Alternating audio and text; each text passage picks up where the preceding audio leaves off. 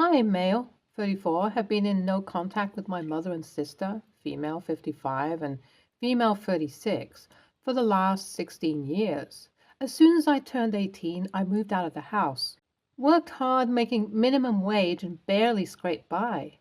Even the choice I made by moving out was infinitely better than staying with my mom and sister.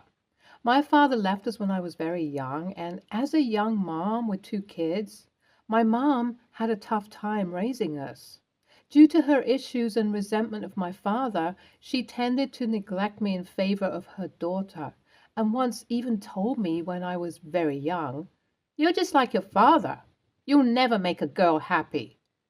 Needless to say, that's just one example of her toxic behavior, and other things include stealing money I had saved up by working part-time to help my sister go on a girls' trip, supporting my sister cheating on her partner, and even trying to get me to cover for her.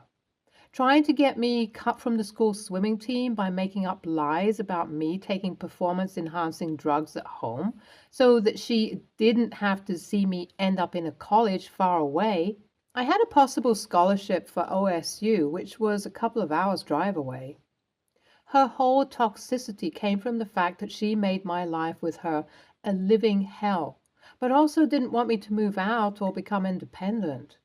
I guess she just liked to complain about the fact that I was a burden to her. My sister never stood up for me either, and together with my mom, she also tended to revel in the fact that I was being dragged down with them. She was pretty ambitionless and thought that she could coast through life with a bunch of different sugar daddies. At least that's what I remembered from when I was a teenager. Thankfully, I learned to stand up for myself and realize that I was being used as a scapegoat for everything wrong in their lives. After I moved out, I slowly managed to put myself through community college and began working in the hospitality sector. I was only able to do this thanks to the help of my friends, who sometimes chipped in and helped me pay for necessities or cover rent. As soon as I was in a financially stable position, I paid them all back and mentioned just how grateful I was to them. One of these friends, Alyssa, female 33, was someone I had caught feelings for. But when I moved out of Ohio, we lost touch. I ended up settling down in New Jersey and bought myself a house there, slowly becoming better at functioning as a person after I had gone no contact with my parents. Around 5 years ago, I met Alyssa by chance at a movie theater and we immediately hit it off. Now, we've been married for 2 years. Due to work and a new job opportunity, I ended up moving back to Ohio, and Alyssa and I decided that was the place we would finally settle down together. However, things started going downhill because, unlike me, Alyssa had started on this journey of self-healing, which she felt was important before we started a proper family. I won't lie, I do still have baggage related to my mom and sister. I have trust issues and am very possessive of my material objects. Alyssa and I have had a few minor conflicts about it, but I understand that my issues come from my own experiences and always work hard to resolve things or change my behavior. We haven't fought about things that are related to my emotional baggage for ages now, because the longer I am with my wife, the more normal I become. Instead of the wacko habits that were instilled in me by the trauma of living with my mom and sister. Ever since we moved back to Ohio, Alyssa had been trying to get me involved in her journey of forgiving others. It's something she picked up since she's big on self-improvement, and it has helped her solve grudges and disputes with some friends and family members. However, I do not think it would work for me and have shut Alyssa down every time she has spoken about reaching out to my mom and sister and mending things between us. I mean, she was there when I was going through the toughest period in my life, and it was a direct consequence of my mom and sister. So I hoped she could respect this boundary that I had placed. However, when I came home from work last week, I was in for an ugly surprise. I saw my mom and my sister sitting on my couch with my wife. Alyssa turned to look at me with a shrug that implied, "I'm sorry, but this had to be done." I kept my cool, even though I was raging inside, and asked what was going on. My mother said, Alyssa brought us here because she said you wanted to have a conversation with us. I know we haven't spoken in years, and your sister and I wanted to hear you out. I could already tell this wasn't going to go down well from her tone alone. When I inquired, what do you mean, hear me out? You guys don't think you should apologize? My sister literally scoffed and said, For what? You're the one who abandoned us. I've been living with Mom all these years to support her, and you never sent a single dime to us. I could tell this wasn't going the way my wife thought it would, and she tried to mediate the situation. But things just got worse and worse. Time had made my mom and sister think that they were the victims, and I guess the fact that I was doing pretty well financially made them bitter. I wasn't surprised. They were just as toxic and stubborn as before, and my whole evening was ruined by an interaction that eventually escalated into a screaming match. I kicked my mom and sister out and was too angry to speak to Alyssa. She apologized profusely, and I slept separately for the night. The next morning, I woke up and saw that Alyssa was in tears. It turns out that she had been planning this meeting with my mom and sister for a month, and in that time, they had managed to get her involved in their lives through emotional manipulation. By basically promising they would apologize and fix things with me, they'd gotten her to do stuff like pay for loans and debt, and they'd taken off.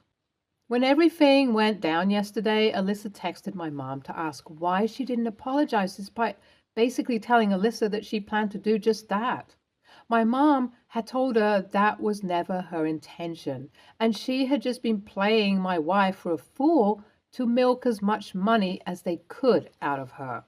I feel bad for my wife, but I didn't have it in me to comfort her. I said that it was expected, and now Alyssa's not talking to me either. AITA for saying, implying, you reap what you sow to my wife after my toxic relatives ended up being, well, toxic? Update 1. First of all, guys, I'm not divorcing my wife. Of course, it was a massive breach of my trust to reach out to my relatives after I said no. But since she did it out of the goodness of her heart, Alyssa isn't exactly the villain in my books. The fact that I didn't comfort her when she had lost literally thousands of dollars was a bit douchey of me, and I can say that since I've calmed down.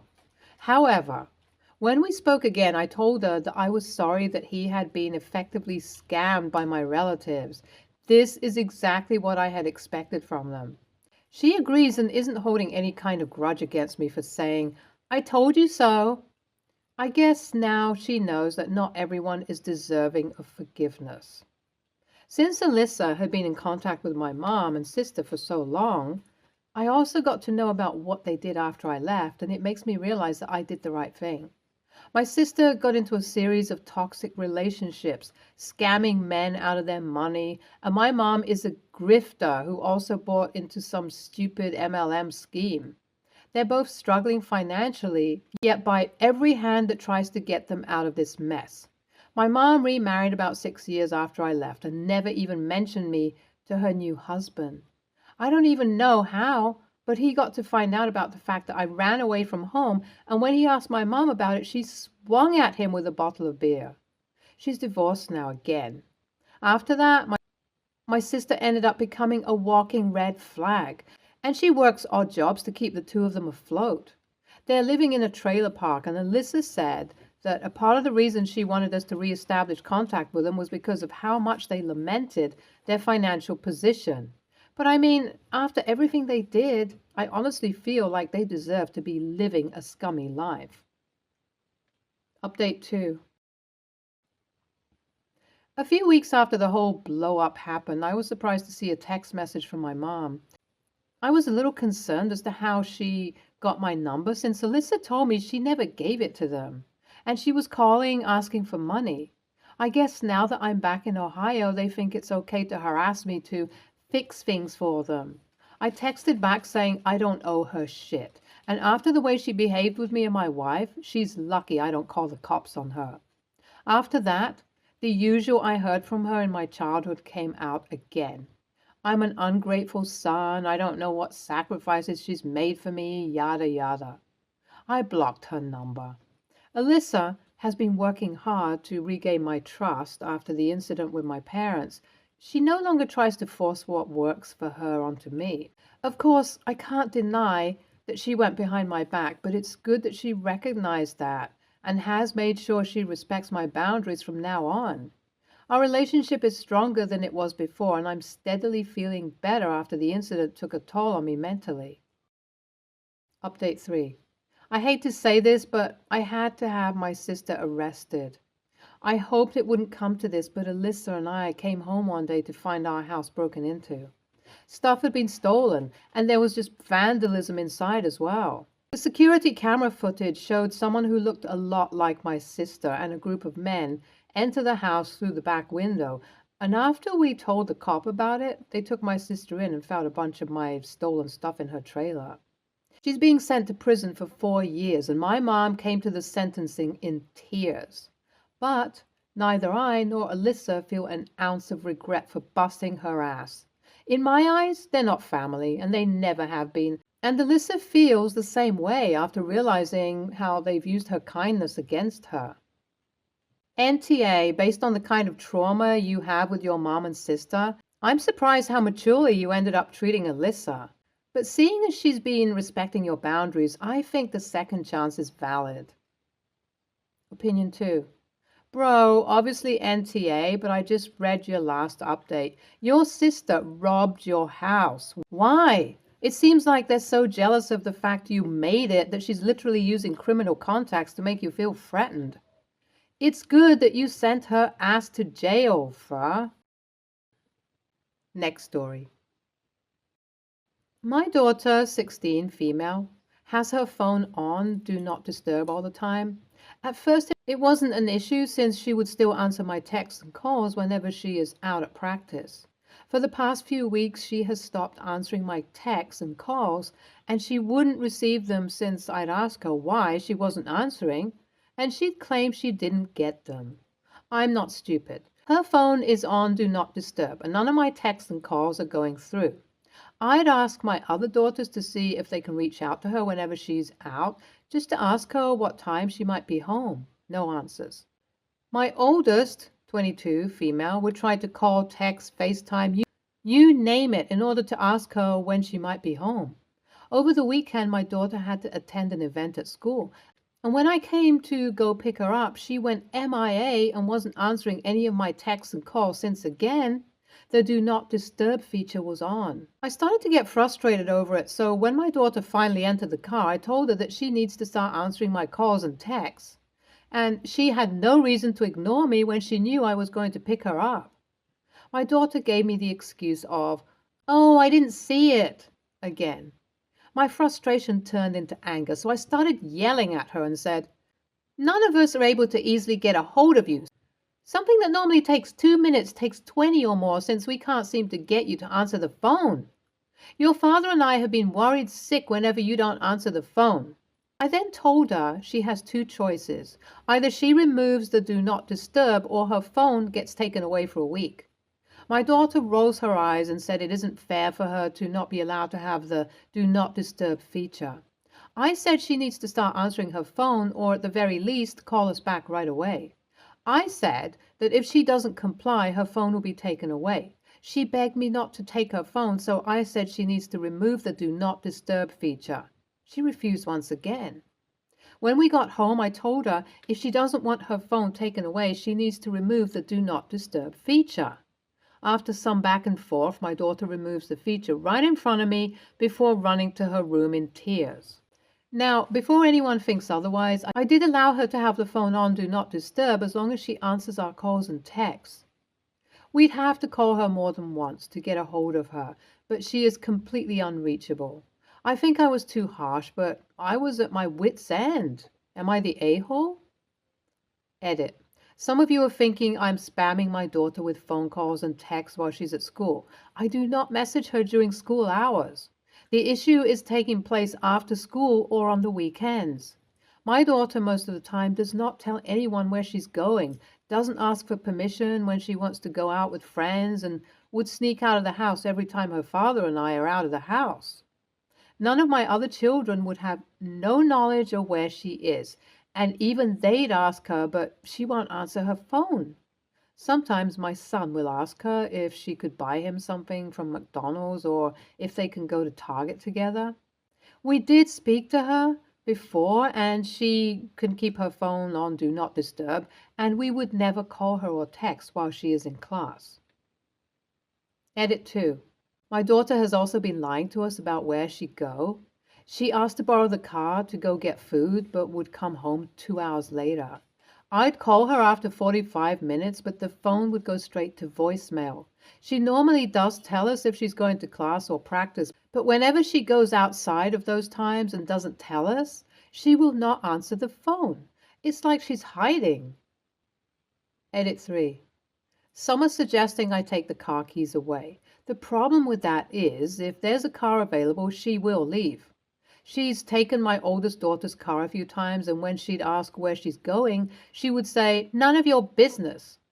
My oldest hid the car keys from her, and it would be met with manipulation and my daughter crying and screaming. Edit 4. As stated in the first credit, we do not text or call our daughter during school. Edit 5. My daughter takes the car when my husband and I are not here, and if there is another car available. If there's no car available, she won't go.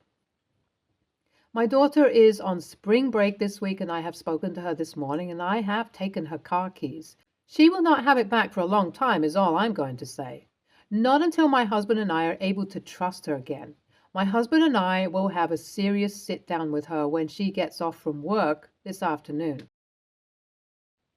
NTA, a teenager has the phone to be contacted. If she can't use it for its intended function, she doesn't need it. The Do Not Disturb function can be set up such that priority contacts go right through it. She is choosing not to. I'm going against the grain, but why TA? Not for forcing her to turn off the Do Not Disturb feature on her phone, but for letting her think the way she is acting is okay.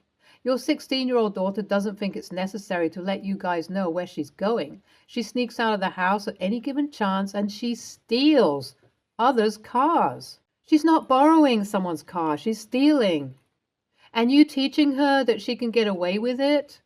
You're threatening her with taking her phone away. It should have been taken away a long, long time ago.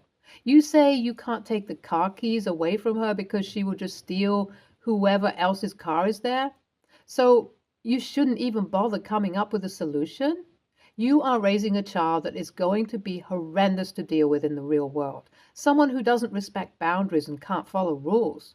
This is far, far beyond the scope of Reddit. She might need to see a therapist, but in reality, it sounds like you guys aren't enforcing boundaries and your daughter has realized she can step all over you. Some kids need a strict parent, and your daughter sounds like one of them. Children nowadays are becoming a horror to deal with, especially in schools, because parents like you allow them to run the household. Put your foot down. She is the child. You are the parent. Stop letting her put herself at risk because one day she's going to make a mistake she can't come back from. NTA, she's been lying, sneaking out, and purposely ignoring you by setting the Do Not Disturb on. You and your husband should sit her down to try to get to the root of her behavior. Don't attack her. Talk to her like an adult and let her know how worried you both are about her behavior. It might be a teen rebelling without cause, or it might be something else. Maybe she's seeing someone she shouldn't be seeing. Who knows? But family therapy might help. The Do Not Disturb feature has filters. Add your numbers to it so she has no excuse not to answer your texts, calls. Stay tuned for more stories from our girl relationships.